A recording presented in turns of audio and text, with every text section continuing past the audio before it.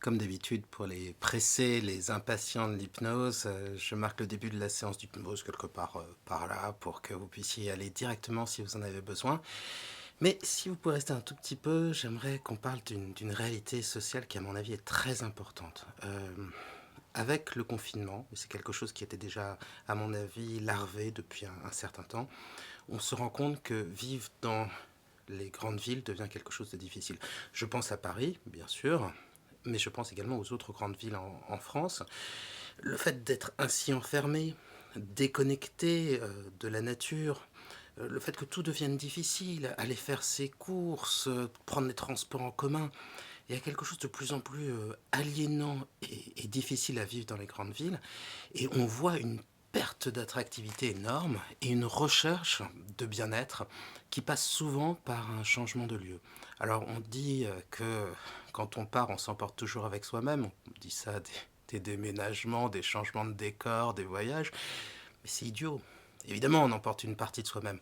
Mais si on est dans un lieu qui correspond beaucoup plus à notre, je sais pas, notre inspiration, notre aspiration aussi, eh bien, la vie va devenir plus facile, plus agréable, plus conforme à nos besoins. Et là, on est vraiment en train de vivre le début, alors peut-être pas d'un exode, mais d'un changement de paradigme où la province devient beaucoup plus attractive que Paris et d'une manière générale où la campagne, la ruralité devient plus attractive que les grandes villes. On va peut-être pas parler de urbanisation comme à une époque, mais on est face à quelque chose qui ressemble à ça. Et puis évidemment, le fait de pouvoir télétravailler, ça change complètement la donne. On n'est plus obligé d'être proche de son entreprise. On n'est plus obligé d'être à un endroit précis pour pouvoir accéder à un bassin d'emploi ou à un bassin économique. Et ça va créer des changements qui sont vraiment énormes. Et je vous invite simplement à vous poser la question de l'endroit où vous voulez vivre. Souvent, on subit sa vie. C'est-à-dire qu'on se dit, bon ben voilà, je suis depuis des années dans cette entreprise, j'arrive à supporter. Si je supporte, je continue. Ou je suis dans cette ville, elle a ses avantages, ses inconvénients, mais j'arrive à subir, donc je continue. Et je crois que c'est un très mauvais conseil qu'on se donne à soi-même en se disant, si je subis, je continue. Si je suis capable d'être courageux, si je suis capable d'affronter cette situation, je vais continuer à l'affronter. Quand on commence à subir, on devrait partir. Alors, cette séance d'hypnose, elle va vous permettre de vous endormir, elle va vous permettre, alors d'un sommeil profond, c'est intéressant, on a ça avec l'hypnose, elle va vous permettre de cultiver le calme et puis elle va vous permettre de vous reconnecter certainement avec quelque chose d'essentiel qui est de l'ordre du contact de la nature, de la sensation de liberté que l'on retrouve plus facilement à l'extérieur des villes que dans les grandes villes. Alors le bonheur est dans le pré, j'ai repris le titre de ce film avec Michel Serrault, qui est drôlissime, qui reste d'actualité, qui n'a pas pris une ride. Et ce que je vais vous faire goûter en quelque sorte, c'est l'expérience d'une vie différente, plus simple, plus douce, plus agréable, peut-être plus vrai, plus authentique, je n'en sais rien, et quelque chose qu'on a tous au fond de nous. Ce besoin de quelque chose d'authentique. Quand on est petit, on nous, on nous montre ce qu'est la ferme, les animaux, et on a cette idée un peu d'une ferme idéale, d'un endroit où on serait bien, la ferme du bonheur en quelque sorte. Et je ne sais pas si elle existe. Ce que je sais, c'est qu'en revanche, on peut trouver ces ingrédients dans sa vie, les ressentir, et que cette hypnose va vous permettre de bien dormir, d'un sommeil profond et de cultiver en vous ce calme. Alors, une petite indication. Mon livre devait sortir le 20 octobre. Alors, mon livre s'appelle Être zen, ça s'apprend. C'est 8 semaines de programme d'autothérapie. Comme ça, vous avez des exercices vraiment semaine par semaine pour construire le calme. Et il y a 15 séances d'hypnose pour cultiver le calme et s'endormir, parce que c'est un moment extrêmement pratique pour les mettre en place. Ça sortira le 27 octobre. Voilà, on est dans un moment un peu bizarre. Il y a une pénurie de papier et parce qu'il n'y a pas assez de papier, mon livre a été un petit peu retardé. Euh, voilà, vous pouvez déjà le précommander si vous voulez. Si vous jetez un coup d'œil sur les sites internet où il est vendu, comme Amazon, Décitre, la Fnac, les libraires.fr, bah, ce serait sympa parce que ça va le faire un peu gagner des places, avoir de la visibilité. Et puis si vous ne faites ni l'un ni l'autre, Eh bien, ça me va très très bien, puisque le but de cette chaîne, ça a toujours été le cas, c'est d'être gratuit et d'être utile. Et le fait d'avoir un livre qui sort ne change rien à tout cela. Aucun effort à faire, juste à se laisser porter. Et je vais vous faire fuir les villes tentaculaires, pour reprendre le titre de ce très beau recueil de poèmes. Et on va retrouver la vraie vie, la vie authentique, la vie rêvée. Voltaire fait dire à Candide cette très belle chose: il faut cultiver son jardin. C'est un peu mystérieux quand on le lit, il y a un peu d'ironie, mais je pense qu'il y a aussi un message de sagesse. Et donc quand on se rapproche des plaisirs naturels et nécessaires, cette fois-ci je plagie Épicure, c'est-à-dire des choses qui vraiment nous nourrissent, nous font du bien, ne sont pas des choses superficielles qui créent des dépendances, je pense que c'est l'une des manières de cultiver son bonheur et aussi sa sérénité. Bon, une intro un petit peu longue, mais je vous l'avais dit, hein, j'ai mis au début de la vidéo le timecode pour aller directement à la séance d'hypnose, donc j'espère que vous me pardonnerez, et puis que ce sera l'occasion pour vous de vous demander cette chose très simple, c'est: suis-je si bien que ça, là où je suis? Ne pourrais-je être mieux ailleurs? Et c'est peut-être un moment, un tournant historique où on n'a jamais autant de liberté pour s'installer où on le souhaite et évoluer dans sa vie, donc je vous le souhaite également. Il ne faut jamais subir. C'est si facile de faire de l'hypnose. Il suffit de fixer un point comme ça, avec un regard doux, pour pouvoir commencer progressivement à s'échapper de la réalité quotidienne, de nos inquiétudes, pour nous mettre progressivement en vacances de nous-mêmes, pour partir loin des soucis, des tracas. Alors fixer ce point, ce n'est que le début, bien sûr. Après, il suffit de se laisser porter par la voix, de se laisser transporter, comme si on écoutait une histoire, comme si on prenait la route des vacances et que là, sur un siège passager, on regardait le paysage défiler, sans plus d'effort que cela. On débranche l'esprit conscient et on se met à rêvasser. Et c'est cela le chemin vers l'hypnose. C'est un chemin vers la rêverie. C'est un chemin pour quitter toute la quotidienneté de nos ennuis, de nos tracas, de nos soucis. Alors fixez ce point et regardez-le avec ce regard doux, simplement pour vous mettre dans cet état de recueillement en quelque sorte. Et puis bien sûr, il y a des moments où certaines phrases entières, certains mots vous échapperont. C'est fait exprès. C'est tout simplement pour que vous puissiez vous déconnecter, passer à autre chose. Et cette autre chose, c'est l'hypnose, et peu importe le moment où la transe, l'état hypnotique arrive, que ce soit au chiffre 5, au chiffre 1, dans le décompte qui va servir progressivement à vous amener dans cet état différent, ô combien calme. Vous le verrez de plus en plus, à mesure que le temps va passer, 5. Et simplement le fait comme ça de fixer un point, de vous laisser porter par ma voix, de vous poser, de vous reposer un peu comme quand en vacances on s'installe pour la première fois dans un transat. On respire pleinement, on observe le paysage et là on sent qu'on est loin, que l'on commence à quitter tout ça, à laisser la ville, le travail, les ennuis très loin derrière. Et ce processus d'intériorisation qu'est l'hypnose, vous pouvez l'observer d'une manière très simple. L'observer au travers de votre respiration toujours plus calme, lente et régulière, mais aussi l'observer au travers des sensations, de la même manière que lorsqu'on arrive à une destination de vacances, lorsque l'on s'installe dans un transat ou lorsque l'on regarde la vue de l'endroit où on va passer quelques jours, c'est un peu comme si on ouvrait ses sens, on respire davantage. Ah, le bon air de la montagne, l'air iodé de la mer, c'est comme si on s'ouvrait On s'ouvrait au paysage, on s'ouvrait au temps qui passe. Et à ce moment-là, bien sûr, on commence à ressentir davantage. Et pour vous, cela se traduit d'une manière simple. Par exemple, au travers du contact de l'air contre le visage, contre les mains, qui peut devenir plus précis et pour inspirer déjà une bonne bouffée de vacances, de calme et d'hypnose. Prenez 2 inspirations profondes comme si vous vouliez saisir tout le calme autour de vous, comme cela, et puis une deuxième fois, et après, laissez votre respiration s'approfondir toute seule.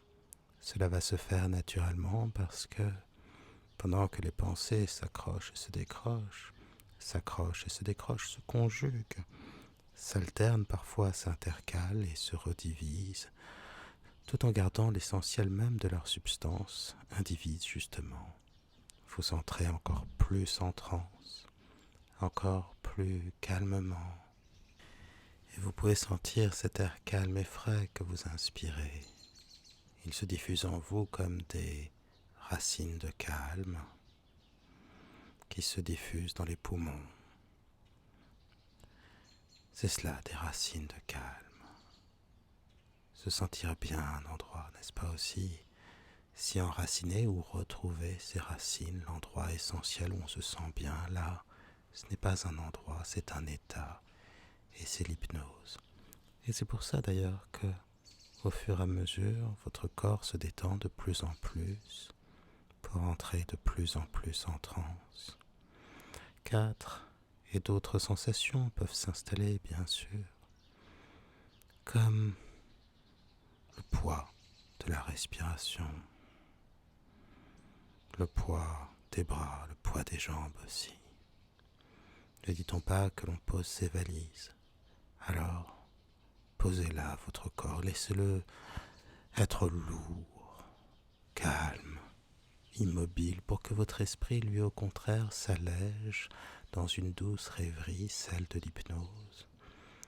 Et dans un même mouvement, cet allègement de l'esprit laissera au corps une lourdeur immobile et heureuse et tranquille. Un peu comme cette lourdeur que l'on ressent quand on est allongé sur une plage, lorsque l'on est bien chauffé par le soleil, lourd au contact du sable.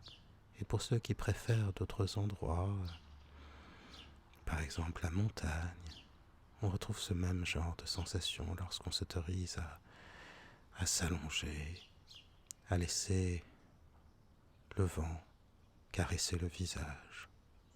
On se pose et le corps pèse davantage. On est bien et on entre déjà certainement dans un début de transe. Et pour accompagner ce mouvement, ressentez le poids du corps ainsi posé sur le lit.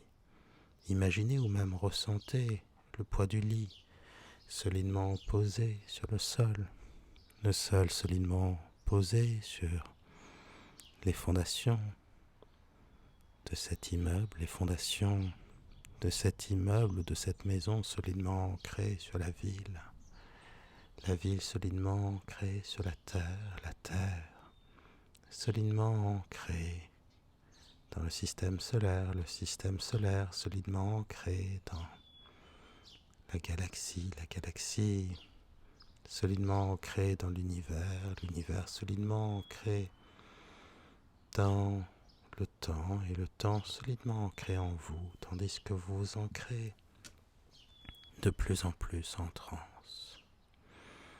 3. Et cela me rappelle tous ces moments de vacances où on s'autorise à être soi-même, on s'autorise à ne plus penser et à vivre les choses plus simplement. Et si l'on croit bien souvent que ce sont les activités, les visites, les activités sportives, nautiques ou autres qui vont nous apporter un épanouissement, c'est bien aussi souvent la possibilité de retrouver un mode de vie simple, de dormir de tout son soûl, aussi de manger plus simplement, une nourriture plus vraie, et d'avoir du temps pour soi, simplement du temps, au lieu de courir après tout ce qui doit être fait, tout ce qui reste à faire.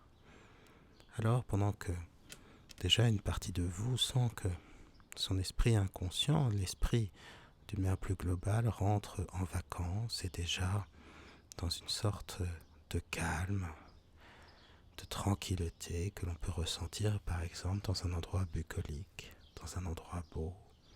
Alors que se mêle à cette observation, à ce ressenti, la perception différente du temps qui passe, tant à la fois subjective qu'objective, ou en tout cas objectivée, non pas subjectivée, par un ressenti progressif, par une définition qu'on veut lui créer, déterminer, insérer finalement aussi, non pas comme une évidence, mais bien comme une sorte de révélation ou d'apprentissage à celui qui veut bien entendre. Mais aussi lorsque l'esprit se ferme et crée dans ces entre-là, dans ces entre-deux, dans ces entre-temps, dans ce que le temps peut être tué, non pas en enlevant, mais en rajoutant des choses, tant, encore une fois, au niveau conscient qu'inconscient et préconscient, dans cette sorte de valse des mots où se retrouvent isolés l'essence, le premier, essentiel, reconstruit de la subjectivité qui se déplace de ce flux, de cette arborescence, de finalement cette chose que l'on pourrait rapprocher d'une sorte d'explosion de sens, de sensations, de sentiments, là où est le sens, la sensation n'est pas longue à venir. Alors, dans cette reconstruction du moi, dans cette définition, dans ces repères que l'on crée en soi, pour et au travers de soi aussi, et parfois peut-être presque même contre soi, en cela que le soi recherche le changement et l'évolution tout en restant dans une sorte d'unité, quelque chose d'homéostatique en cela qu'il tend à garder sa forme tout en souhaitant s'adapter et retrouver une sorte d'idéal que l'on pourrait peut-être approcher du calme, de la sérénité ou du bonheur. Alors, dans cet entre-deux, dans ce no man's land presque, dans ce territoire crépusculaire de la pensée qui se pense, dans ce que les rêves apportent à l'inconscient, à l'inconscience même, à la subjectivité du rêve et de l'instant, vous entrez encore un peu plus en transe. Alors que vos pensées s'accrochent et se décrochent, alors que se crée, se forme, se retrouve en chacun et comme une sorte de repère, une sorte d'idéal, de ligne de mire ou en tout cas de cap à ce que la pensée finalement suggère à elle-même en ce qu'est la conscience des mouvements inconscients, la conscience aussi d'une forme de rationalité ou en tout cas d'une forme de désir plus profond, plus souterrain et plus vrai qui correspond à notre intérêt, à la mesure en toute chose que l'on peut être maître de soi comme de l'univers, dit-on. Alors, dans ces références elles-mêmes, dans ce jeu du jeu, dans ce que l'ego est en toute chose une sorte de repère, de référentiel, vous entrez encore un peu plus en transe. Alors que vos pensées s'accrochent et se décrochent, alors que faire, se faisant se faire, n'être rien d'autre que ce que l'on sait faire, alors même que vous savez déjà plus que vous ne saviez que vous saviez, alors même donc que l'on sait autant ce que l'on ignore que l'on sait ce que l'on ne sait plus, alors que vous saviez donc pourtant déjà plus que vous ne saviez que vous saviez, et que faire, se faisant se faire, n'être rien d'autre que ce que l'on sait faire. Les yeux fermés maintenant, s'ils ne l'étaient pas déjà depuis longtemps, vous êtes dans une transe agréable. Et ma voix, et l'expérience hypnotique que vous allez faire, et votre respiration, tout cela va vous emmener de plus en plus vers une transe profonde, qui en vous se ressentira de la manière suivante, une sorte de calme de plus en plus profond et aussi une diminution de la pensée consciente progressivement. Et puis l'impression de se rapprocher, et c'est le cas, du sommeil de la nuit. Donc c'est comme si vous alliez rentrer d'abord dans le sommeil de l'hypnose, puis dans le sommeil de la nuit, en passant par cette ferme qui va représenter bientôt pour vous le lieu de ressourcement, le lieu même de ressources, le lieu de calme et la garantie à la fois d'un calme de plus en plus profond qui s'installe de plus en plus en vous, mais aussi d'une transe plus profonde, d'un sommeil plus serein et profond aussi.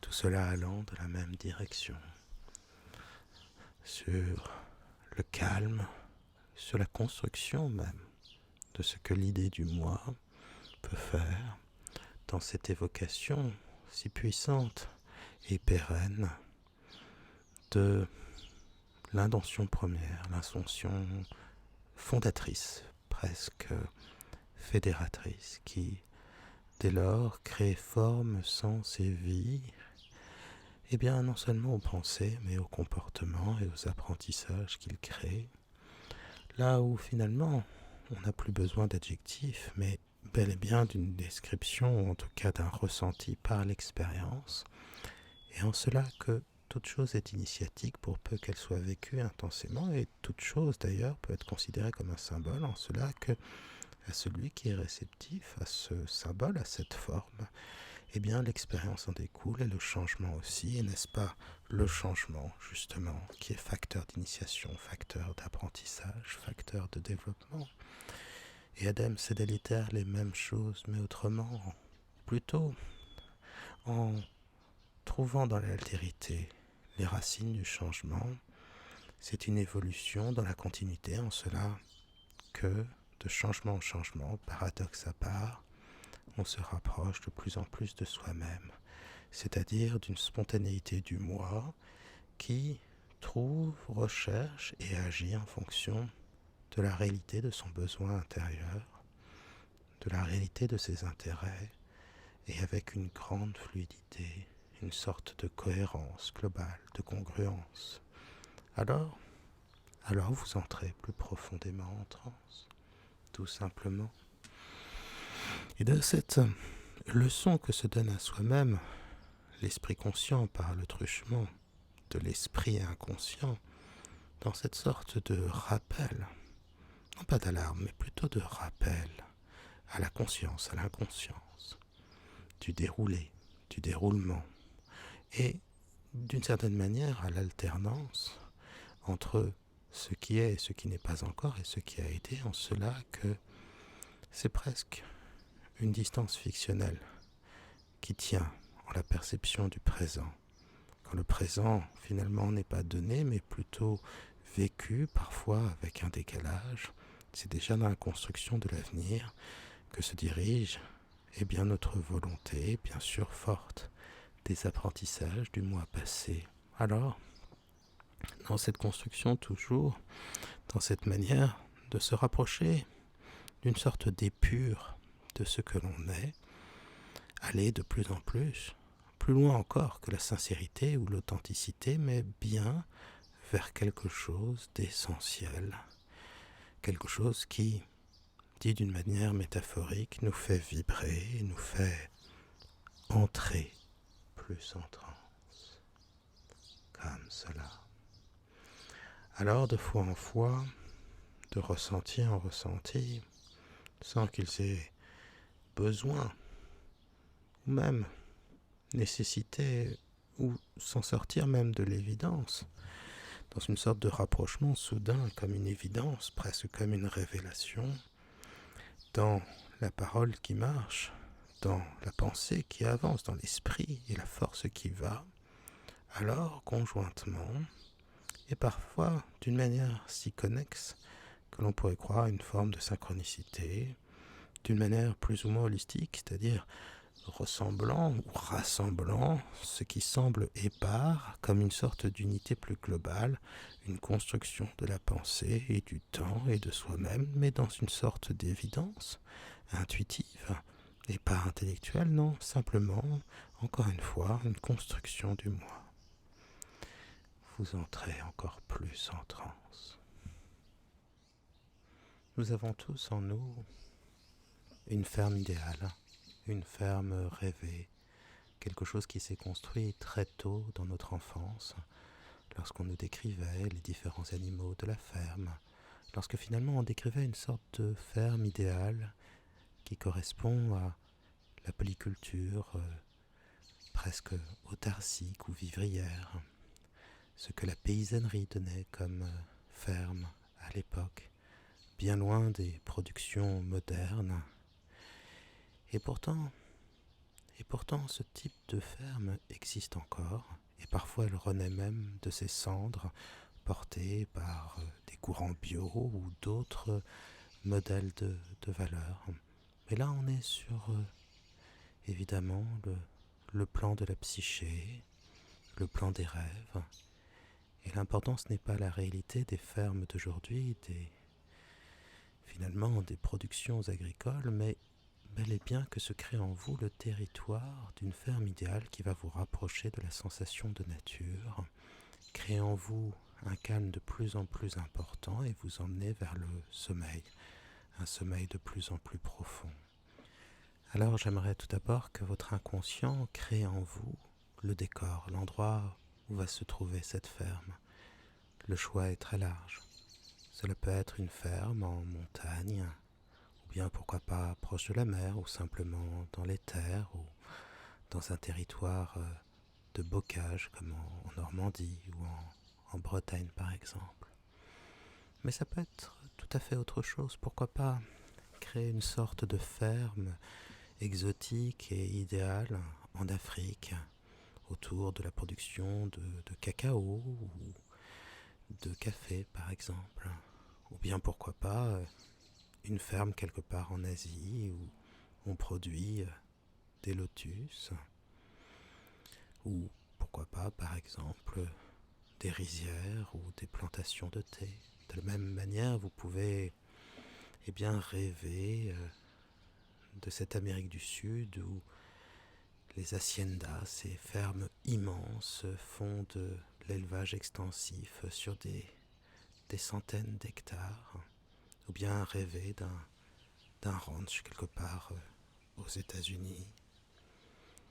Tous les territoires sont ouverts et vous pourrez soit développer cette ferme sur le territoire de votre pensée de soir en soir, car je vous invite à refaire cette séance quotidiennement pour développer en vous cette capacité de calme et de sommeil, ou bien comme ça, voyager en pensée à travers le monde pour visiter et créer ces fermes idéales.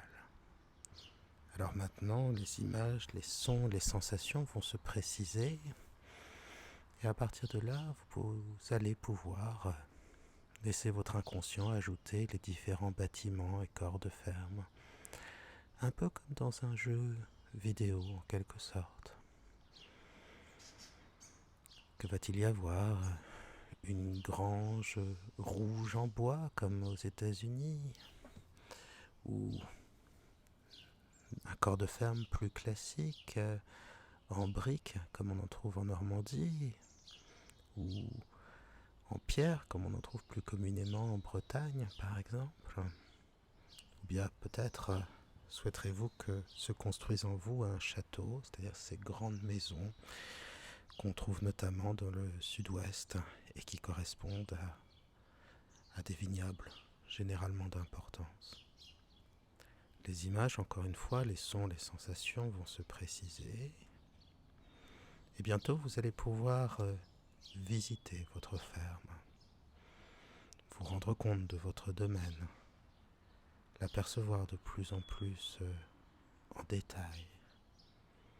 Car une fois que ces corps de ferme, que la maison que vous habitez se sera précisée, eh bien votre inconscient va pouvoir, comme dans un jeu, créer autour de vous des champs, des bocages et aussi des lieux d'élevage. Déjà, quelles sont les choses que vous allez cultiver? Allez-vous cultiver le blé, l'orge, le millet, le sorgho, peut-être simplement des primeurs, des légumes, ou encore peut-être allez-vous avoir un immense verger, peut-être des ruches. Il y a une telle diversité dans cette production. Et n'est-ce pas quelque chose de profondément beau et authentique que de vivre de la terre? N'est-ce pas la manière la plus directe de se rapprocher de la nature? Alors tout cela va pouvoir se préciser et votre ferme va devenir de plus en plus réelle à l'aune de vos pensées. Et vous allez bien sûr pouvoir commencer à arpenter ces champs, ces vergers, et à en tirer un véritable contentement. Il faut cultiver son jardin. Tant de raisons pour cette phrase, tant d'interprétations, mais déjà parce que quand on cultive son jardin, on se rapproche de quelque chose qui est le sens. On se sent bien, on se construit en construisant. Et tous les jardiniers, et tous les fermiers, et tous ceux qui exploitent la terre vous parleront de ce sentiment merveilleux, de la joie qu'il y a aussi à finalement planter une graine et aller jusqu'à la récolte. Souvent dans nos vies modernes, on ne fait qu'une toute petite partie de la chaîne de valeur. On est un tout petit engrenage dans une grande entreprise et cela peut être assez aliénant quand finalement vous avez la joie de semer pour ensuite récolter, quand vous avez la chance de vivre au rythme des saisons, au rythme de la terre, malgré toutes les difficultés liées à ce métier. Il y a certainement quelque chose d'essentiel auquel on est connecté. Et d'ailleurs, peut-être est-ce le temps maintenant que votre inconscient précise le moment de l'année où nous nous trouvons. L'une des saisons, les 4 saisons qu'on peut avoir dans les zones tempérées, ou bien la période de mousson, ou une période plus sèche ailleurs. Simplement pour donner encore plus de réalité et ancrer votre rêverie en un temps particulier. Et bien sûr, les saisons vont pouvoir évoluer au cours de cette hypnose ou pas, bien simplement de séance en séance. Peut-être à chaque fois que vous referez cette séance, pourrez-vous visiter votre ferme à une saison différente, tout simplement. Et puis maintenant, votre inconscient va pouvoir aussi vous permettre de peupler votre ferme des animaux qui l'habitent. Des animaux que vous élevez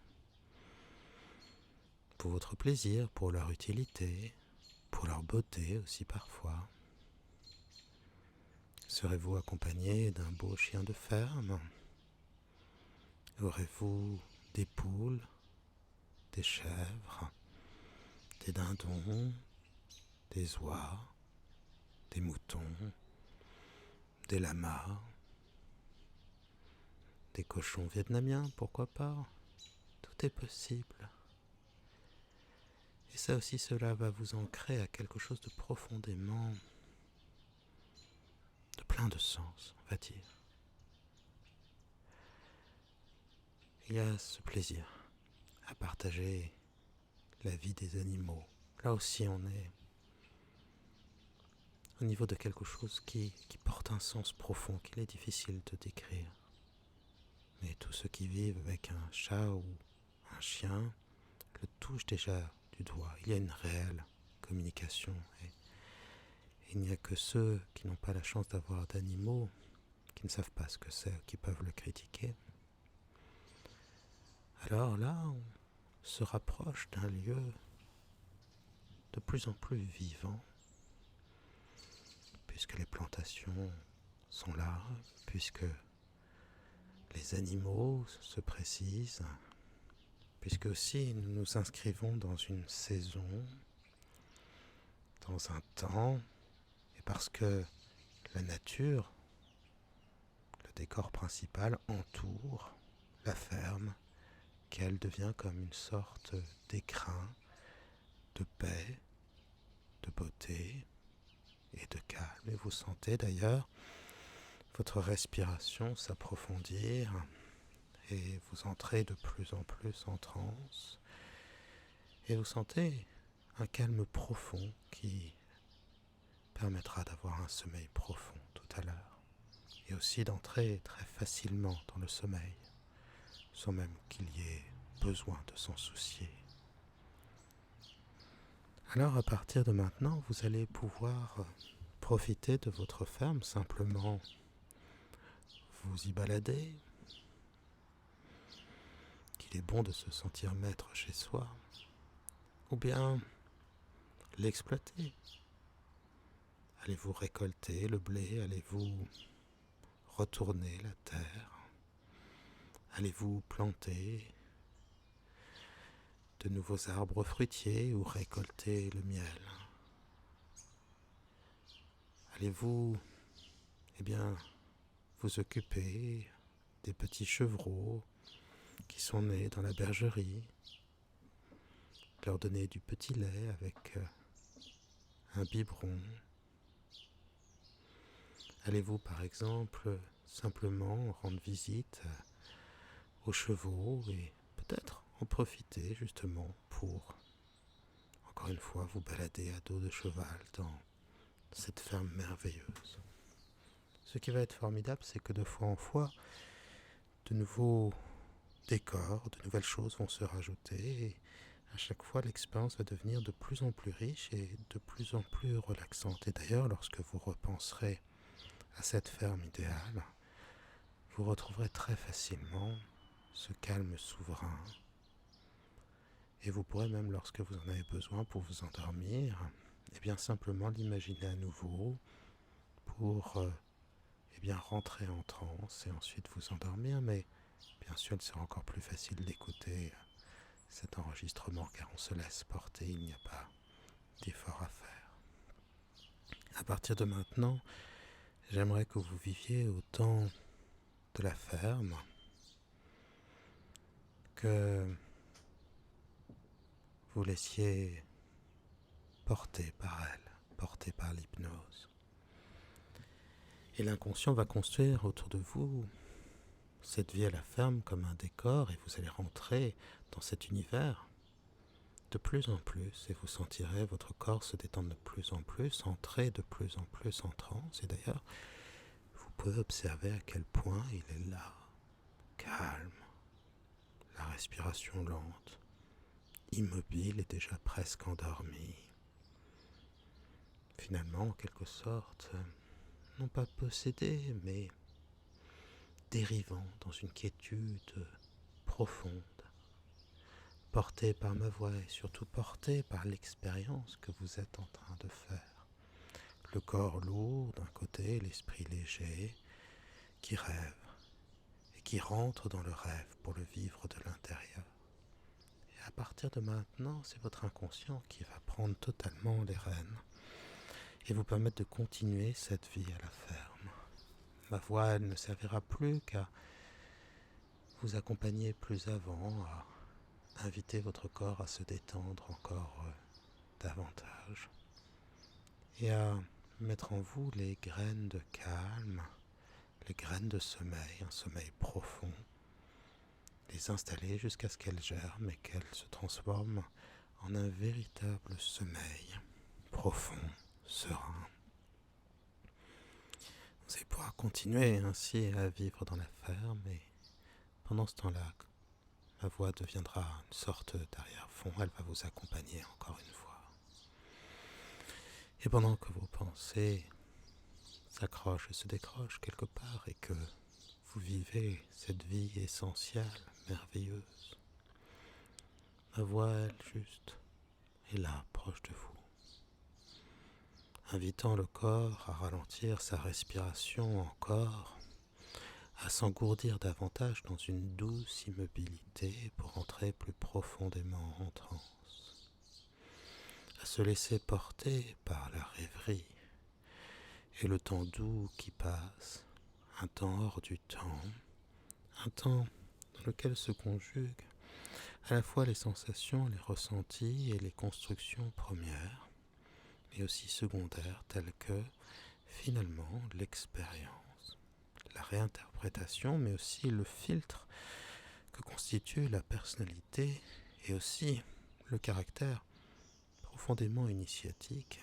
de toute action, parce que toute action, bien sûr, nous change, et en cela, toute action a une valeur de transformation, et peut-être même une valeur de symbole, si on considère qu'il y a quelque chose d'essentiel dans l'acte qui nous change dans une direction qui nous est propre.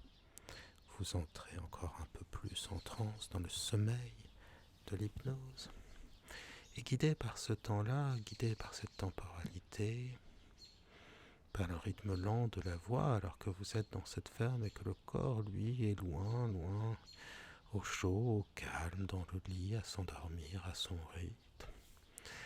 Alors, dans cette conjonction, dans cette construction des états du moi, dans ce que le pont des émotions fait franchir, non pas en fonction d'une chronologie, mais bien d'une analogie de ressenti, celles qui se joignent et se disjoignent tout autant, car dans cette variation du mode de pensée, un mode de pensée plus inconscient, plus léger, plus facile, se reconstitue finalement le stock à la fois de nos pensées nouvelles, de nos créations, mais aussi de nos envies, du besoin de changement, de cet éternel changement intérieur qui est celui du cycle, de la pensée qui se pense, de l'acte agissant sur nous et qui transforme aussi sûrement la pensée que la pensée crée l'acte.